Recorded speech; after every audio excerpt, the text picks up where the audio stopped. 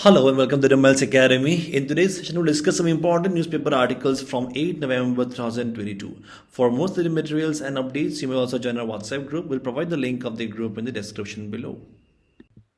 So this is the list of topics that we'll cover in today's session. Let's start.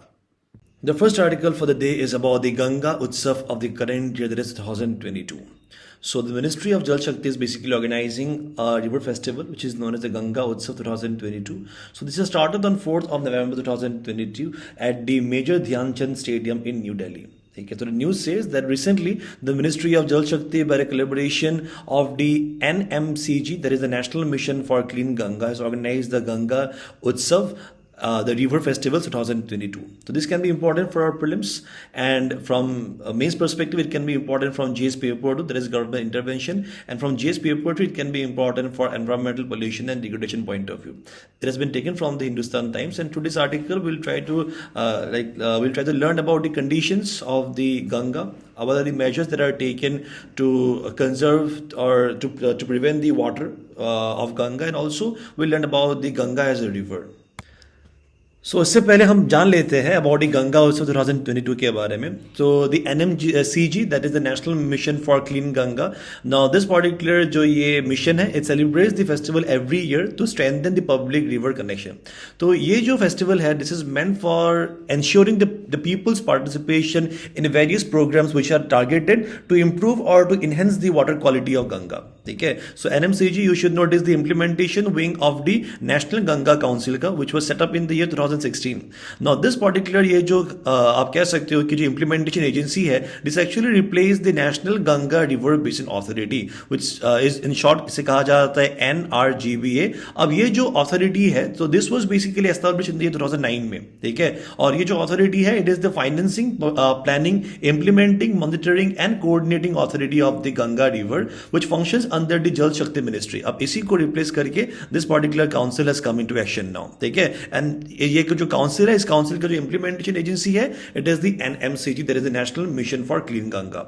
अब ये जो mission है, it has been registered in the Guinness Book of World Records also on the first day of the Ganga Utsav 2021. तो last year जब ये उत्सव हुआ था, तो उसके पहले दिन में ही ये जो mission है, it has come into the records of the Guinness Book. तो यहाँ पे it has been आप कह सकते हैं included for the highest number of photos of handwritten notes that were uploaded on Facebook in an hour. Okay, this basic जो ये जो record of the Guinness Book, so this has been given to the NMCG.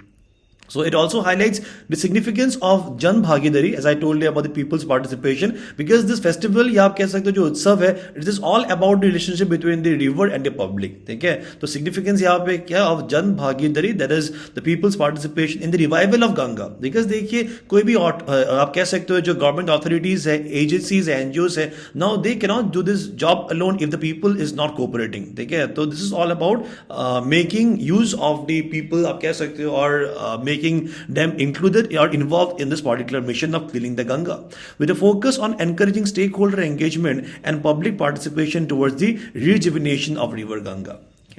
अब ये जो festival है, जो ये river festival, that is the Ganga Utsav 2022, now it has been dedicating the grand event to the 75 year. तो इस साल में आप बहुत सारे इवेंट में आप देखोगे अबाउट द 75 नंबर. तो 75 is because currently India is celebrating the 75 years of its independence, which we have named it as the Azadi ka Amrit Mahotsav. ठीक है. And the aim is to hold similar events at more than 75 locations in states to celebrate the rivers of India. तो ये जो celebration है, it is not just limited to Ganga alone, it is basically expanded to number of rivers which are found at number of states. So 75 locations where this particular event has been promoted. The festival will include the blend of art, culture, music, knowledge, poetry, dialogue and stories.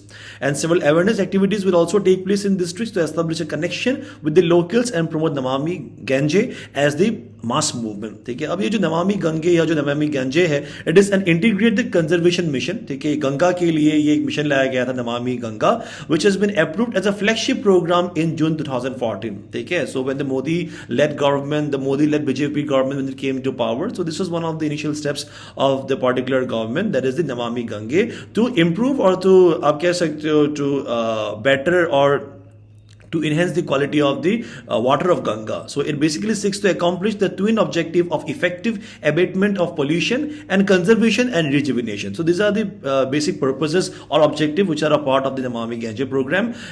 It is being implemented under the Ministry of Jal Shakti. This ministry is important. So let's look at the various government initiatives with respect to the river Ganga.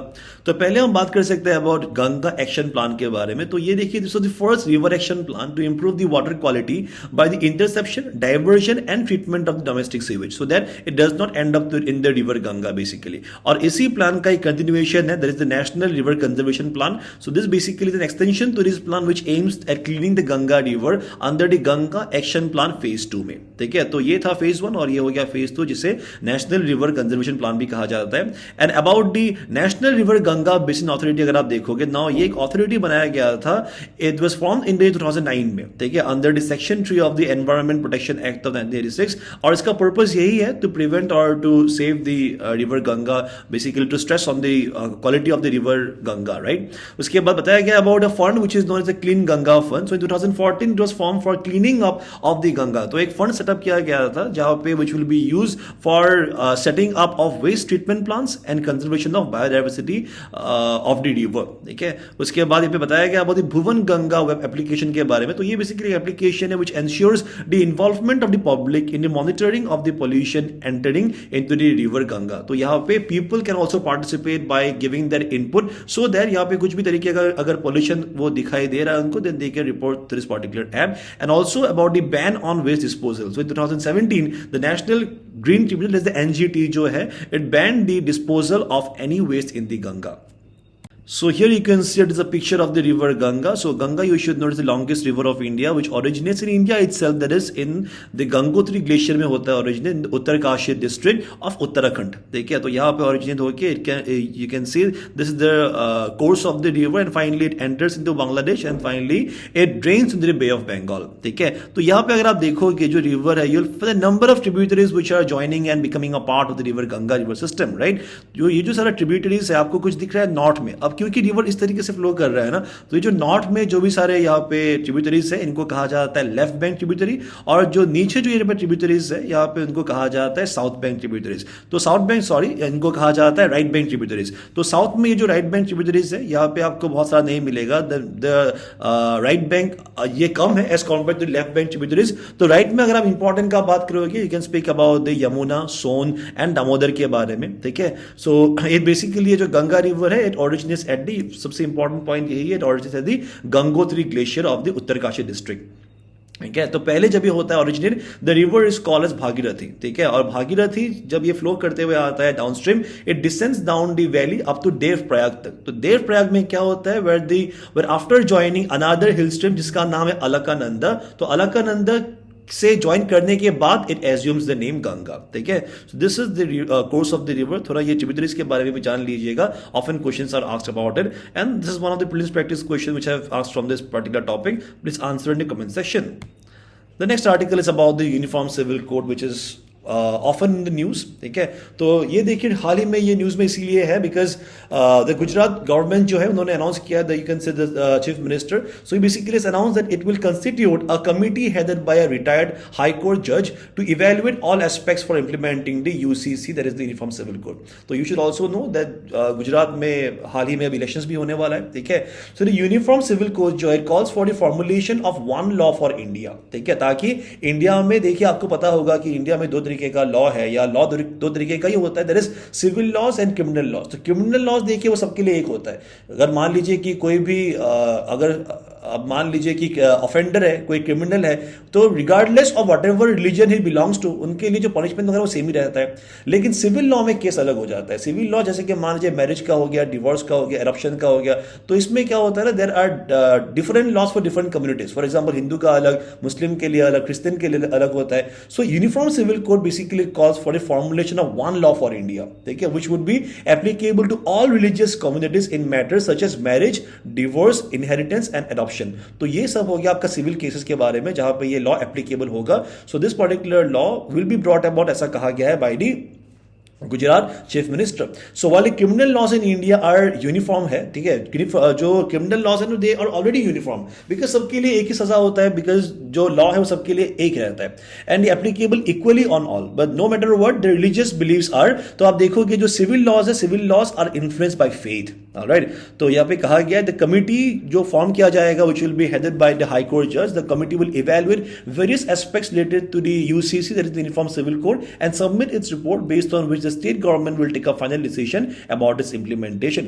It can be important from GS paper to Indian polity has been taken from the Hindu. तो अब अगर हम बात करें about the uniform civil code के बारे में, you should know it aims to establish a single national law, ठीक है, ताकि एक common law बन जाए which would apply to all faith communities. तो regardless of people belonging to whatever religion, तो ये जो civil code होगा it will be common for all the citizens regardless, और आप कह सकते हो कि not based upon the religion in matters of personal concern such as adoption, inheritance and marriage. ठीक है, अब ये जो यूनिफॉर्म सिविल कोड है in India, it will replace the existing religious personal law. ठीक है, बिकॉज हिंदू के लिए लॉ अलग होता है, मुस्लिम के लिए लॉ अलग, क्रिश्चियन के लिए अलग लॉ रहता है, तो इसीलिए इन सबको रिप्लेस करके there will be a common law and have a uniform law that will cater to all the citizens irrespective of their religions. ठीक है, सो आर्टिकल 44, अब देखिए कॉन्स्टिट्यूशन में अगर हम बात करेंगे, ये जो यूनिफॉर्म सिविल कोड है, you should no it is not a fundamental right. तो पहले यहाँ पे क्या हुआ था, the constitution was being framed, बहुत सारे यहाँ पे डिबेट्स एंड डिस्कशंस हुआ था कि इसको यूनिफॉर्म सिविल कोड को क्या कहां पे प्लेस किया जाए. तो फाइनली इट वाज डिसाइडेड कि इसे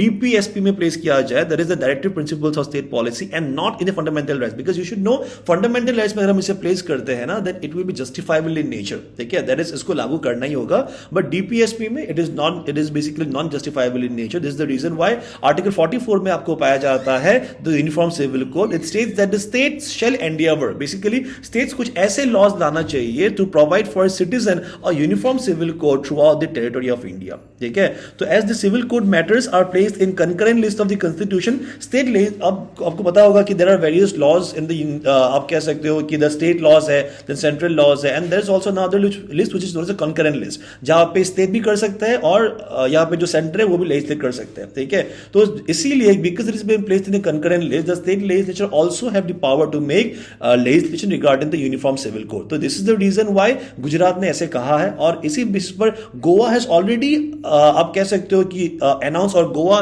has already got a uniform civil code. It is the only state in the nation India which has a uniform civil code. So as I was saying about the various debates and discussion that took place in the Constituent Assembly regarding the inclusion of the UCC, तो इसके बारे में थोड़ा और बात कर लेते हैं. तो देखिए the clause on UCC, that is the Uniform Civil Code, it generated substantial debate. ठीक है, यहाँ पे बहुत सारा डिबेट हुआ था in the assembly about whether it should be included as a fundamental right in the part 3 or as a DPSP in the part 4. So the matter was settled by a vote. तो अभी के time में जिस तरीके से हम एक bill को पास करते हैं to make it an act, हम इसमें वोटिंग करते हैं, ठीक है, तो उसी तरीके से अगर कोई भी मैटर यहाँ पे if you want to included in the constitution, it was voted in the constituent assembly. तो असेंबली में वोट किया था इसके बारे में, and with a majority of 5:4, तो 5 ने यहाँ पे बताया कि it should be included as the DPSP. तो इसीलिए it was finally decided that the UCC it would include in the DPSP only, the subcommittee on the fundamental rights. तो ये जो कमेटी है, now this was chaired by Sardar Vallabhbhai Patel. You should know the name, which finally decided that securing a UCC was not within the scope of fundamental rights. ठीक है, because fundamental rights, you should know that it is completely justiciable in nature, but then again UCC are bringing about a common law for all the religion, people belonging to different faith who are having different cultures and tradition. It is not quite practical at that particular point of time. This is the reason why it was taken outside the scope of the fundamental rights. And इसके बाद आप देखो कि members of the assembly दे टूक starkly contrasting stances. ठीक है, यहाँ पे कोई अगर कह रहा था कि UCC should be a fundamental right, but then again some were saying that UCC should be under the DPSP only. ठीक है, तो यहाँ पे there was a strong proponent in the constituent assembly who was K M Munshi. ठीक है, तो some also felt that the India was too diverse a country for the UCC. Obvious सा बात है, because India was so diverse in nature. India में different यहाँ पे faith है, रिलीजन्स है, कस्टम्स है, ट्रेडिशंस है. यहाँ पे तो कहा जाता है कि आफ्टर एवरी किलोमीटर जो है यहाँ पे द पीपल का जो खाना है वो बदल जाता है, ड्रेस बदल जाता है, लैंग्वेज बदल जाता है. तो ऐसे केस में bringing about a civil law is quite difficult. ठीक है, तो this is the reason why as I was saying about K M Munshi के बारे में, he was a very strong proponent of DUCC. तो उन्होंने देखिए यहाँ पे the debate was basically on the fact है ये जो UCC है ना, it is against the freedom of religion. ठीक है, तो रिलीजन है, रिलीजन में बहुत सारा कस्टम रहता है, प्रैक्टिसेस रहता है. तो ये जो अगर UCC हम लाते हैं तो UCC will be against the freedom of religion. तो उन्होंने कहा था कि he completely rejected the notion that UCC would be against the freedom of religion. Why? Because the constitution according to him the constitution has already allowed the government, take a be it center or state, to make laws covering secular activities related to religious practices. तो government को already हमने power दे दिया है, अगर आपको कुछ भी law बनाना है फॉर डिफरेंट रिलीजन्स आप बना सकते हैं. ठीक है, तो इस तरीके से अगर आप करें तो definitely we can have one common law. ठीक है, तो ये उनका मानना था और उनका ये स्ट्रॉन्ग प्रोपोनेंट इसीलिए भी थे because he believed that stating benefits such as promoting the unity of the nation and equality for women. तो UCC से क्या हो जाएगा, द यूनिटी. ठीक है, because you can say he basically saw it as an expression of unity and diversity. तो he wanted to integrate and unite India under the UCC. ठीक है, तो इसीलिए was a strong proponent and also it would bring about equality for women because you will find in number of religious जो laws है. ठीक है, some of the religious laws में जो civil laws है तो वहाँ पे कभी कभी कुछ laws में कुछ provisions में the women का position जो है it is basically आप कह सकते हो वो थोड़ा नीचे रहता है. ठीक है, तो इसी position को ठीक करने के लिए या to bring them at par with the male counterpart, तो UCC was important उनका मानना था. But Dr. B.R. Ambedkar felt that the UCC should remain purely voluntary in the initial stages. तो अभी के मतलब जब कॉन्स्टिट्यूशन बन रहा था उस टाइम में should be voluntary, इसे कंपल्शन नहीं करना चाहिए, किसी को ऊपर इसे सौंप नहीं देना चाहिए. Let the government decide on the matter at the later point of time. तो उसके बाद आप देखोगे बहुत सारे आर्ग्यूमेंट्स के बारे में. तो कुछ यहाँ पे हम आर्ग्यूमेंट्स के बारे में बात करेंगे which were in favour of the UCC. So applying the UCC in India is meant to bring India together as said by I told you about K Munshi ने कहा था as a country since people from all parts of country follow different religions customs and practices. ठीक है, so the aim of bringing the code is to integrate India. तो basically it would be an expression for unity in case of diversity. ठीक है, ताकि इतना religions है, customs है, practices है, so this all can be brought under a single umbrella. तो one national civil code of conduct for all the citizens will treat them as equal. तो सबको, ताकि woman हो गया, then main हो गया, आप कह सकते हो कि man, woman, या मान लीजिए the people from the higher caste, upper caste, different religions, so that everyone can be treated equally. So this is the reason why it was said that a national civil code is actually important. The uniform civil code will cover areas like marriage, divorce, inheritance, maintenance, adoption and succession of the property where everyone should be equal. तो ये जो marriage है, divorces है, तो कभी कभी आप देखोगे inter religion marriages also take place, तो उस केस में दिक्कत हो जाता है. तो इस तरीके से uniformity can be brought about. Most of the personal laws जैसे कि ये सारे मैटर्स में जो एक्ट होते हैं या लॉज होते हैं इनको पर्सनल लॉज कहा जाता है, are based in different communities depending on the religious text and traditions, thus bringing a big divide. ठीक है, तो काफी ये जो डिफरेंट काइंड ऑफ रिलीजन में जो डिफरेंट टाइप्स ऑफ लॉ है, तो कभी कभी ये रिलीजन्स के बीच में भी ये एक आप कह सकते हो कि एक दरार, एक बिग डिवाइड भी क्रिएट कर देता है. तो secularism which is a main objective और you can say it is a basic structure of the Indian constitution because ये प्रीएम्बल में भी पाया जाता है. तो a secular republic needs a common law for all citizens rather than differentiated rules based on religious practices. So that basically यहाँ पे funda यही है कि ताकि the citizens from every religions can be treated equally at par with the all religions में जितने भी सारे सिटीजंस है, ताकि उनको सबको एक ही तरीके से उनको ट्रीट किया जा सके. This is the main purpose behind the UCC. But interesting क्या होता है कि जो आर्ग्यूमेंट्स जो अगेंस्ट है ना, they are quite more as compare to the arguments in favour. Why? Let's see. So देखिए द प्लुरलिटी जो है, तो you should understand that India has uniformity in most criminal and civil matters में. जैसे कि आपको पता ही होगा कि क्रिमिनल में तो obviously there is already a uniformity, right? But states have made over 100 amendments to this criminal and civil laws. For instance अगर हम बात करेंगे, many states have reduced the fines prescribed and justified by the center under the amended motor vehicle act. तो motor vehicle act में जितना भी fines यहाँ पे लगाया जाता है for over speeding, for drink and driving, या मान लीजिए for driving without the seat belt, तो इस केसेस में जो सेंटर ने जो फाइन बताते हैं ना, तो उस फाइन को एमेंड करके स्टेट अपना लॉज लाते हैं. ठीक है, तो ऑलरेडी देयर डिफरेंसेस, इन डिफरेंस को कहा जाता है plurality. So they are already in codified laws and criminal laws. Now they have already basically weakened the arguments for one nation one law. ठीक है, तो वन नेशन वन लॉ तब होगा ना जब यहाँ पे मान लीजिए one there would be consensus, लेकिन कंसेंसस ही नहीं है ऐसा, ठीक है. So there is a basically difficult to have और to establish one nation one law with respect to diverse personal laws of various communities, ठीक है. Even after the enactment of the Hindu code bill लाया गया था, all Hindus are not govern by a homogenous personal law, ठीक है, because Hindus में भी आपको दिखेगा बहुत सारा कास्ट है, बहुत डिफरेंसेस है, बहुत डाइवर्सिटी हिंदुज्म में ही है, ठीक है. तो which is the same for Muslims and Christians as well under their personal laws, ठीक है. तो इतना डिफरेंसेस की वजह से इट इज वेरी डिफिकल्ट. अब देखिए एक रिलीजन को ही एक लॉ के अंदर लाना मुश्किल है, तो आप सारे रिलीजन को आप एक लॉ के अंदर आप कैसे लाओगे. For instance while marriages amongst close relatives जो है are prohibited by the Hindu marriage act, तो हिंदू मैरिज एक्ट के अकॉर्डिंग में ऑफ द 1955, तो इसके according marriages among the close relative ये प्रोहिबिटेड है.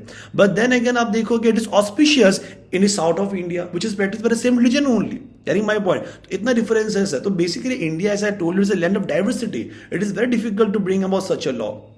Similarly, there is still no uniform applicability when it comes to the Muslim personal law or the Shariat law that was passed in 1937. तो आप देखोगे अगर हम देखेंगे एग्जांपल लेते Jammu and Kashmir का, so the Muslims in Jammu and Kashmir are still subjected to customary law, because ये जो शरीयत लॉ है ना, जो ये मुस्लिम पर्सनल लॉ है, it is not applicable in the state of Jammu and Kashmir which is currently a UT obviously. तो यहाँ पे एप्लीकेबल नहीं है. एप्लीकेबल क्यों नहीं है? बिकॉज द शरीयत इज बेसिकली ये जो कश्मीर के केस में शरीयत इज नॉट एप्लीकेबल बिकॉज जब Muslims in Jammu and Kashmir they are actually following their own customary law, ठीक है. तो there are differences in Muslim religion as well and several tribal groups in India be it even though अगर आप कह सकते हो कि वो क्रिश्चियन को बिलोंग करे या मान लीजिए whatever religion they belong to, so regardless of the religion they follow their own customary law, ठीक है. So India has uniformity in most criminal and the civil matters, but because of such differences it is quite difficult at this point of time to bring about the uniform civil code in India basically. तो इसी topic के basis पर एक prelims practice question है, please answer in the comment section. The next article is about the old pension scheme. As you can see in the picture, the protests are being going on by by various unions, by various employee unions. They are staging protests because they want to have the old pension scheme, which was actually replaced by the NPS. अब NPS का meaning है National Pension Scheme. Now this restored किया था old pension scheme को, but the employees they are protesting for the restoring back of the old pension scheme now. Okay, it can be important for the prelims and also from GSP product governance point of view. It has been taken from the Hindu. तो देखिए क्या है, states like Rajasthan and Chhattisgarh का अगर हम बात करेंगे, recently they have reintroduced the old pension scheme for government employees that provide an assured income after retirement, ठीक है. तो Rajasthan and Chhattisgarh they have already went back to the old pension scheme में, ठीक है. The government of Kerala, Andhra Pradesh and Assam, now they have also formed committees regarding the old pension scheme. तो basically they formed the committees to look into the viability of restoring the old pension scheme in this particular states. Recently the federation of central government employees union जो है यहाँ पे they have written to the cabinet secretary demanding that the old pension scheme जो है it should be restored back in India. So people across the country were basically requesting or protesting to get back to the OPS, that is the old pension scheme. जो OPS इसको कहा जाता है defined pension scheme, benefit scheme भी कहा जाता है, which basically assured lifelong income post retirement. तो retirement के बाद मान लीजिए 60-65 में जब कोई रिटायर हो जाता है तो उसके बाद में उनको लाइफ लॉन्ग इनकम दिया जाता है, usually which is equal to 50% of the last on salary. अगर मान लीजिए एक particular government employee was withdrawing a salary of 1 lakh तो उनको 50,000 रुपीज दिया जाएगा एज यूजुअली ऐसा होता है 50,000 उनको दिया जाएगा as a pension for the मतलब पर मंथ दिया जाएगा for the time period that he lives. The government bore expenditure, तो ये जो company expenditure was borne by the government only which incurred on the pension, ठीक है. सो इनकम फ्रॉम ओपीएस जो है इट इज नॉट टैक्स्ड. बट अभी देखिए ये जो शिफ्टिंग है, तो शिफ्टिंग बेसिकली क्यों किया गया है? Because the NPS was launch as a way for the government to get rid of the pension liabilities, क्योंकि ऐसा माना गया था because the government was actually having और facing a lot of burden in form of pension. So according to a news report also basically it cited that research from the early 2000 का जो period है तो India's pension death जो है ना it was reaching uncontrollable levels. So this was the reason why यहाँ पे NPS को लाया गया था. So Indian government in 2003 decided to discontinue the OPS and finally introduce the NPS. The union government left it to the states to adopt the new system and they have the power to roll it back as well. तो इनको दिया गया था, basically it was not made compulsory, it was made voluntary in nature. If you wish, you can adopt it and later on you can roll it back as well. So this is the reason why Chhattisgarh and Rajasthan, they have rolled it back. The NPS का हम बात करेंगे, it is applicable to all new recruits who are joining the central government services except the armed forces from April 1st 2004. ये date भी important है with respect to the NPS. Now it is a participatory and market link scheme. तो ये market पे depend करता है. अगर मान लीजिए market में अगर market अगर ऊपर जा रहा है तो obviously आपको ज्यादा पैसा मिलेगा. अगर market नीचे जा रहा है तो basically आपका जो पैसा है वो भी आपका shrink हो सकता है. तो वेलकम यहाँ पे. और ये जो स्कीम है इसमें एम्प्लॉय कंट्रीब्यूट करता है तो pension corpus from their salary से कंट्रीब्यूट करता है which matching contribution from the government. तो मान लीजिए अगर आप यहाँ पे सैलरी का अगर आप 10% कंट्रीब्यूट करते हो तो गवर्नमेंट भी अपनी तरफ से 10% यहाँ पे कंट्रीब्यूट करता है in order to match your NPS. लेकिन यहाँ पे एक्सेप्ट वेस्ट बंगाल में all the states implemented the NPS. तो ये वेस्ट बंगाल जो है this are not implemented the NPS in their respective state. So issues क्या है देखिए एनपीएस. अभी इश्यूज यहां पे बताया गया कि अंडर द ओल्ड स्कीम का अगर हम बात करेंगे, employees they get a pension under a pre determined formula which is half of the last drawn salary. जो कि मैंने आपको बताया था अगर 1 लाख था तो पेंशन मिलेगा 50,000 rupees. So they also get the benefit of the revision of DR. तो यहाँ पे डीआरएस अलाउंस भी पाया जाता है. सो डीआर जो it is basically given the pension जो है डीआरएस रिलीफ जो है it is basically given to compensate for the price rise. आपको पता होगा कि कोई भी कंट्री में कोई भी इकोनॉमी में the prices are always rising. Inflation है तो इन्फ्लेशन के टाइम में हेल्प करने के लिए दिया जाता है DRS reliance twice a year. The pay out is also fixed and there was no deduction from the salary. ठीक है. Now there was also the provision of the GPF. तो एक जनरल प्रोविजन फंड भी रहता है under the old pension scheme. अब लेकिन हम एनपीएस का अगर बात करेंगे it requires employees to deposit. एक तो हो गया कि आपको जो सैलरी है सैलरी का आपका जो 10% है वो आपका कट हो जाएगा. ठीक है. हालांकि ये अलग बात है कि 10% गवर्नमेंट भी देंगे उनके साइड से, but there is no GPF advantage and the amount of pension जो है ना ये फिक्स नहीं है. ठीक है. द मेजर इशू जो है with this scheme is that it is a market link scheme. तो मैंने बताया कि पैसा आपका उठ भी सकता है डूब भी सकता है and return based which makes the pay out जो है वो काफी अनसर्टेन था. ठीक है. The pension under the NPS has no dearness relief to compensate for the price rise inflation. तो यहाँ पे जो डीए है जो यहाँ पे डियरनेस अलाउंस से रिलीफ है वो भी नहीं मिलेगा आपको. ठीक है. And NPS restricts all kind of withdrawal before the subscriber reaches the age of 60. तो 60 से पहले रिटायरमेंट से पहले आप यहाँ से पैसा भी विड्रॉ नहीं कर सकते. This uncertainty of the NPS में डिस्करेज मेनी टैलेंटेड यूथ. तो बहुत सारे यूथ ऐसे भी हो जाता है कि क्योंकि गवर्नमेंट में इतना सारा रेस्ट्रिक्शंस है तो हम गवर्नमेंट सेक्टर को हम ज्वाइन नहीं करेंगे, will join the private sector जहां पे हमें ज्यादा पैसा भी मिलेगा प्लस हमें ज्यादा बेनिफिट भी मिलेगा. तो इस टॉपिक के बेसिस पर एक प्लीज प्रैक्टिस क्वेश्चन है, please answer in the comment section. The next article is about Arunachal Pradesh. तो ये कामेंग रिवर के बारे में है which is finally recovered from the turbidity. ठीक है. तो हम turbidity के बारे में आगे बात करेंगे. ये बस कुछ नहीं है, गंदगी है. तो finally it is recovered from the गंदगी. The water of the Kameng river in this Kameng district has become clear after a period of turbidity. ठीक है. So ये प्लिस के लिए इंपॉर्टेंट होगा, मेंस के लिए जिस paper 1 from geography point of view and जिस paper 3 environment degradation point of view से. That's been taken from the Arunachal Times. So this you can see in the picture is the clean Kameng river currently and this is basically turbidity. So turbidity जो है it is the measure of relative clarity of a liquid. ठीक है. So turbidity जो है it is a measure of the degree to which the water loses its transparency. तो यहाँ पे आप देख सकते हैं ना कि ये जो पानी है ये completely साफ है. तो जब पानी साफ रहता है ना तो उसमें जो ट्रांसपेरेंसी वो ज्यादा रहता है. तो ट्रांसपेरेंसी जितना कम हो जाता है उतना ही पानी को कहा जाता है कि it is highly turbid. ठीक है. So this is the water which is having low turbidity and this on the other hand it is having high turbidity. तो अगर आप देखेंगे रिसेंट कंटेक्स्ट के बारे में the water of the Kameng river in इस Kameng district has finally become clear after a year of being turbid. A massive landslide cause हुआ था लास्ट ईयर में ऑन अक्टूबर 28 2021 में इन द वापरा बंग में. ठीक है. Which is one of the tributaries of the Kameng river और इसी के कारण it resulted in the high turbidity of the water and loss of large number of aquatic lives. ठीक है. तो टर्बिडिटी से जो गंदगी बढ़ जाता है तो उससे क्या हो जाता है is also harmful detrimental for the species living in the Kameng River. So the Kameng River's muddiness and turbidity had caused great concern among the environmentalists and geological experts. The river took a year to recover from the high turbidity and muddiness, but finally the good news is here, it has recovered from the turbidity. Now, क्योंकि हमने ये article ले लिया, थोड़ा जान लेते हैं about the Kameng river के बारे में. So Kameng river, this you can see Kameng river है, तो ये पाया जाता है उत्तरी western side of Arunachal Pradesh में. The Kameng river in the eastern Himalayas mountains में पाया जाता है. ओरिजिनेट्स इन तवांग डिस्ट्रिक्ट में from the glacier lake below the snow capped Gori Chen mountain. ठीक है, तो यहाँ पे आपको कहीं पे पाया जाएगा गोरी चैन माउंटेन. तो ये गोरी चैन माउंटेन से ही ये होता है ओरिजिनेट. ठीक है, तो ये जो गोरी चैन माउंटेन है, this is basically it lies near the Khyari Satam. ठीक है, तो ख्यारी सताम पीक के बारे में आपने शायद सुना होगा, रिसेंटली काफी न्यूज में है, where mountaineer from Arunachal that is Tapi Mara and its companion Niku Dao are missing. ठीक है, which is quite unfortunate for the state.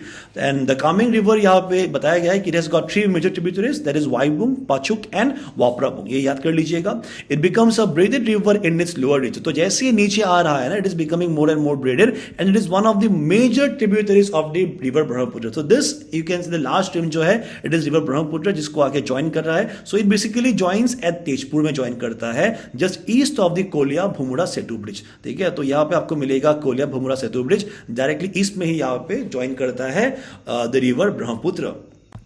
तो इसी टॉपिक के बेसिस पर एक और प्लीज प्रैक्टिस क्वेश्चन है, please answer in the comment section. ये सारा क्वेश्चन मैंने पूछा था in the last videos, let look at the answer. तो ये जो पॉम्पे इन इटाली है, the ancient town, it was buried during the eruption of Mount Vesuvius. Bhupen Hazarika Setu की अगर हम बारे में बात करेंगे, it basically joins Assam Arunachal Pradesh and the author of the native T is Wangtum Homcha Lowang. So for now, that was all from our side for this session. Thank you so much for joining in. We'll meet the next one. Bye bye and take care.